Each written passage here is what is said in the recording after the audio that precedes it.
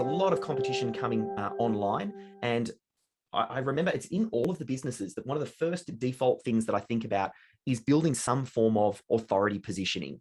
I think people get attracted to the authority, the go-to person in the industry. And particularly in the digital agency that I ran, I used to obsess over this. I got to the point where I wanted to create the system. My mind always defaults to, well, what is the system for creating authority? And how can that be turned into something that can be then replicated and installed into any number of businesses? So that's what I wrote my first book about. I perfected this method I called authority content. And it was a way to really ramp up the authority of the business, or potentially the key team members or the founder in that business. And the whole idea sort of centered around running an event, taking that event, chopping it up into pieces, creating a bunch of different videos, getting it transcribed, turning it into articles, syndicating it out across the web, doing some search engine optimization on the top of it. And it worked gangbusters, particularly in the early days when YouTube was kind of really starting to take off and there wasn't a huge amount of competition. You could be targeting keywords on there and just get this avalanche of traffic. Not only that, because of the content you were sharing, it positioned whoever was doing it as the expert or the authority, because oftentimes there was videos of you presenting what you know to your target audience, and they were there listening. So it worked incredibly well. I think probably the biggest thing it was just a truckload of work. And granted, we built an agency around the idea that we could do the work for them. So it kind of, fit in really well with that particular business. I was able to kind of say, here's a great way for doing it. And oh, by the way, if that's too much work, we can help you do it.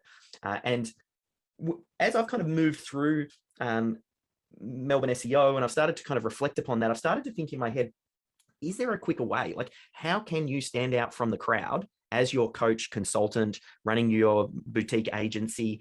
How can you stand out from the crowd? And what if you could just bypass this whole need to build authority? And is there a way that you can just connect with your potential clients and break through that noise, and then go into a space where the competition is much more thin? Because as I said, in coaching and consulting, unless you've picked a very specific vertical, it is a really noisy marketplace. And that's where I came up with this idea of, I call it the Trojan Horse method. Now, you probably already know the story. Like, it's the Greek soldiers. They were unable to take the city of Troy. They tried for like 10 years. And finally, they came up with this idea where they built this giant wooden statue, and all of the soldiers hid inside the statue.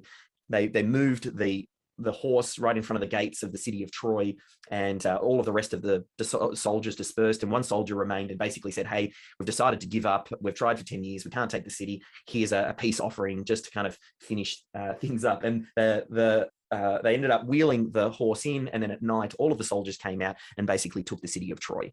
And that idea of, how can you get invited in as a welcome guest rather than some annoying pest? And I feel like, if I think about authority content, and while it is kind of a little bit of this inbound marketing, because you're putting content out there, it is still a little bit like trying to take a city by force, because of the amount of effort and work that needs to go in to make that happen. And then again, I just come back to this idea is there a way that you can leave a gift for your clients, and as a way in, a gateway into their business? That means you don't have to compete with every other person, in your industry, every other coach, every other consultant, and a way that they can invite you in. And then that opens the door into the rest of your product line. So for Melbourne SEO services, I use this strategy of the Trojan Horse because everybody was selling SEO services. It was a highly competitive space. And I mean, we see that now, or digital agencies, everybody's a digital agency. I feel like I'm getting an email every second day, if not every day,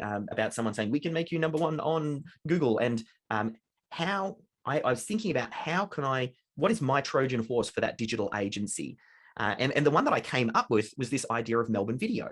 So rather than selling SEO services, I sold video because I knew my target audience wanted video content, and I found it at the time less competitive than the SEO space. Video currently has gotten more and more expensive, but at the time, I knew if someone purchased a video from us, they would be a perfect candidate for additional digital marketing services off the back end of it. And the video production space was infinitely less competitive. So it was easier to market.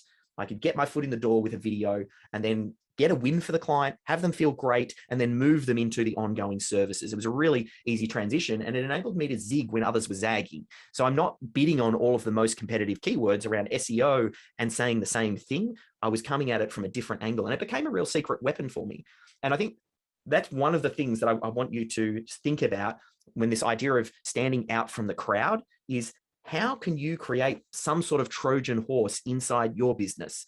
You want to think about what is a product or service potentially that could precede your services, and that it's complementary, not competing, and something that the client wants, rather than having to sell something that or build the case for why they might need your coaching services or consulting services. Try and find a Trojan horse, something where they're already looking for it, or you could bring up a different discussion.